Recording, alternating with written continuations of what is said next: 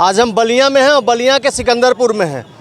जो मेरे साथ फ्रेम में देख रहे हैं ये टीएसआई रुद्र प्रताप मल हैं और ये खासी वायरल हैं और इनको जो है कहीं ना कहीं सोशल मीडिया पे आप ज़रूर देखे होंगे। इनका यूट्यूब चैनल भी है और यूट्यूब चैनल पे इनके जो है मिलियन सब्सक्राइबर हैं और ये जो है एक अलग अंदाज से लोगों को बेहतर तरीके से जागरूक करते हैं, यातायात नियमों को जो है फॉलो कराते हैं। आज हमारी इनसे बात होगी कुछ ट्रैफिक नियमों पे लेके और क्या कुछ ट्रैफिक नियम है, क्या कुछ ट्रैफिक नियम में चेंजिंग हुआ है, तमाम मुद्दों पे बात होगी। और ये हेलमेट जो है लोगों को बांटते हैं, डेली देखे होंगे सोशल मीडिया पे हेलमेट जो है मुफ्त लोगों को बांट के और जागरूक करते हैं। कभी गुलाब का फूल देते हैं, कभी माला पहनाते हैं। ऐसे जो है इनके कारनामे जो है इस टीएसआई के होते रहते हैं। तमाम मुद्दों पे बात होगी, आप वीडियो में बने रहिए। सर, सबसे पहले आपका बहुत बहुत स्वागत है। धन्यवाद सर, धन्यवाद जी। ये बताइए आप जो है प्रतिदिन कितना हेलमेट बांट देते होंगे? सर कोई लिमिट नहीं है। हम मैक्सिमम जो है 4 लेके आते हैं, हमारी बाइक में 4 पीछे लटका लेते हैं जी। और अगर 4 लोग मिल गए तो 4 को दे दिए जी।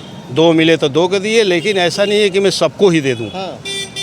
मैं रोकता हूं, पूछता हूं हेलमेट नहीं है, कितना कमाते हो, आय है कि नहीं। जब लगता है कि ये जो है महंगे हेलमेट नहीं खरीद सकता है तो फिर उसे ताकीद करके नसीहत दे के उसको हेलमेट देता हूं, उसकी महत्ता समझाता हूं ताकि उसकी जान, वो अपनी जान की कीमत समझ सके। बिल्कुल।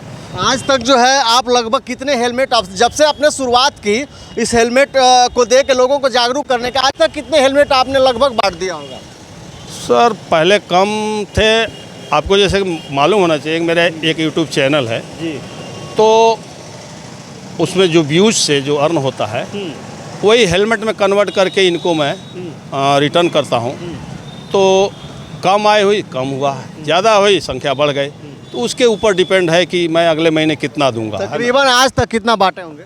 समथिंग आप समझें 700-800 से ऊपर हेलमेट हो गए। 800? मैंने काउंट नहीं किया है कि हर महीने काउंट करें कि 800 से प्लस ही होगा। बिल्कुल। ये जो नाबालिग बच्चे हैं, इस माँ बाप को थोड़ा सा आप बताइए कि नाबालिग बच्चों के लिए जो है किस तरीके से जो है आप उनको जागरूक करेंगे। जो नाबालिग बच्चे जो गाड़ियाँ चला रहे हैं, बाइक चला रहे हैं, तो ये कहाँ तक जो माँ बाप गाड़ी देते हैं कहाँ तक सही करते हैं, गलत है या सही है, तो उनके गार्जियन को आप जागरूक करिए। सर ये हर गार्जियन जानता है कि नाबालिग को वाहन देना डेंजरस है, फिर भी वो किसी न किसी, पांडे जी उनको ज़रा रोकिए, अरे दूध वाले भाई, तो मेहनती आदमी, उनको बुला के दे देता, लेकिन वो नहीं सुने। तो ऐसे ही लोगों को मैं, कोई फेरी वाला, दूध वाला, कोई किसान, कोई कबाड़ का काम करता है, 200-400-500 शाम तक कमा लेता है, ऐसे ही लोगों को मैं रोक करके देता हूँ। अभी आप बात कर रहे थे नाबालिग की, सारे गार्जियन को मालूम है कि नाबालिग वाहन चलाएगा तो कभी न कभी दुर्घटनाग्रस्त हो जाएगा। फिर भी कोई न कोई बहाने को लेकर के नाबालिग को वाहन देते हैं। स्कूल जाना है, मैं देखता हूँ स्कूल बच्चों को, अभी तो इधर मैंने सख्ती किया है, सारे स्कूल बच्चे जो है बाइक रख दिए हैं। आप ये बताओ सर कि इंटर में पढ़ने वाला हर स्टूडेंट नाबालिग होता है। बिल्कुल। और मैक्सिमम यहाँ इंटर कॉलेज ही हैं। तो आप बाइक देने की अपेक्षा उसे 20 रुपये ऑटो का दे दो, कम से कम वो 1 घंटा देर से पहुँचेगा और घर सुरक्षित जाएगा। वो देते हैं अपने एक बच्चे को और वो अपने दोस्तों को बैठा के 3-4 हो जाते हैं। बहुत ख़तरनाक है। इस पे सब गार्जियंस से मैं अपील करता हूं कि अपने बच्चे, नाबालिग बच्चे को वाहन ना दें। एक सवाल और आपसे पूछना चाहूँगा, रूरल एरिया में जो एक्सीडेंट का दर जो अधिक है, आखिर इसका रूरल एरिया में एक्सीडेंट अधिक दर होने का कारण क्या है? यही है सर, ट्रिपल राइडिंग है, विदाउट हेलमेट है, नाबालिग हैं, यही है। और ये केवल गार्जियन की अनदेखी से है। हम लोग चौराहे पे, हम सब पे दृष्टि नहीं रख सकते। हमारी दृष्टि में एक आया, हमने उसे पकड़ा, पीछे से 4 निकल गए। तो अर्थात जब तक जनजागृति नहीं होगी, जब तक जन जन नहीं जानेंगे, जब तक नाबालिग के गार्जियन नहीं इसकी महत्ता को जानेंगे, इसके खतरे को जानेंगे, तब तक केवल एक संस्था चाहे, एक व्यक्ति चाहे नहीं कर सकता। सर इसको सबको समझना पड़ेगा, इस अपील को सबको सुनना पड़ेगा कि कोई भी गार्जियन नाबालिग को वाहन ना दें। ये खतरनाक है, आज नहीं तो कल उन्हीं को भुगतना है। जी। देखा जाता है कि आप जो है चालान बहुत कम करते हैं, लोगों को जो है जागरूक करके और उस जो है उसको समझा बुझा के उसको भेज देते हैं। और हो सकता है कि अगली बार, दूसरी बार, तीसरी बार अगर जो गलती करता हो तो आप चालान काटते होंगे। सर चालान भी मैं करता हूँ, चालान हमारा प्रोसेस है जी। इतना तो हमें समझ है कि किसकी चालान काटना चाहिए, किसको समझाना चाहिए, उसी समझ का प्रयोग करते हैं। कोई गांव देहात का इंसान है, देखने से शकल से लग रहा है कि इसे गाड़ी चलाना तो आता है लेकिन ट्रैफिक रूल्स नहीं मालूम है, तो अगर वो कोई फॉल्ट करता है तो उसे समझाना बेहतर है।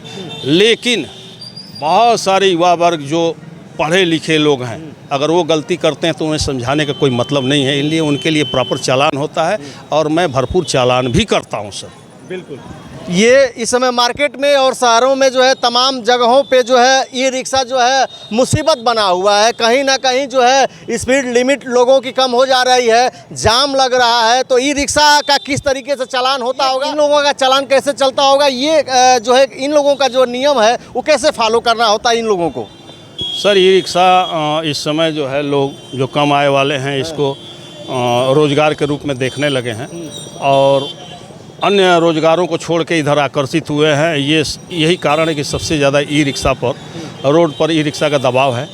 और हम यहाँ जो है जो अप्लाई करते हैं विदाउट रजिस्टर्ड वाहन और नाबालिग, इनको रोकने का प्रयास करते हैं। तो रजिस्टर्ड नहीं है, नाबालिग हैं, तो ये रुकें, चाहे वो उनका चालान संभव नहीं होता है विदाउट रजिस्टर्ड को, तो उनको हम बंद भी कर देते हैं जिससे कि इन पे कुछ रोक लगे। अब रहा संख्या का सवाल सर, तो अगर ये ईद पे अगर रोक नहीं है तो जाहिर सी बात है संख्या तो बढ़ेगी और इनकी संख्या बढ़ेगी तो रोड की स्पीड भी कम होगी।